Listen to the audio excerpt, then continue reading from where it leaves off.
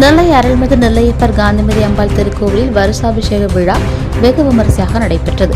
இந்த விழாவில் ஏராளமான பக்தர்கள் கலந்து கொண்டு சுவாமி தரிசனம் செய்தனர்.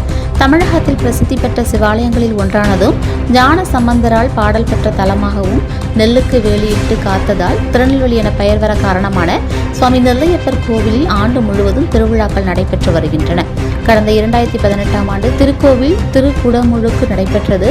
அதனைத் தொடர்ந்து ஆண்டுதோறும் வருஷாபிஷேக விழா வெகு விமரிசையாக நடைபெற்று வருகிறது. இந்த ஆண்டுக்கான வருஷாபிஷேக விழா காலையில் நடைபெற்றது. இதற்காக அதிகாலையில் திருக்கோவில் நடை திறக்கப்பட்டு சுவாமி நெல்லையப்பர் காந்திமதி அம்பாளுக்கு காலையில் சிறப்பு பூஜைகள் நடைபெற்றன. மகா மண்டபத்தில் கலசங்கள் வைத்து யாகம் வளர்த்து பூஜைகள் நடைபெற்றன. தொடர்ந்து பூஜிக்கப்பட்ட கலசங்கள் திருக்கோவில் வளாகத்தில் ஊர்வலமாக சுவாமி நெல்லையப்பர் அருள் தரும் காந்திமதி அம்பாள் விமானத்திற்கு எடுத்து வரப்பட்டு பூஜிக்கப்பட்ட கும்ப நீரால் அபிஷேகம் நடைபெற்றது.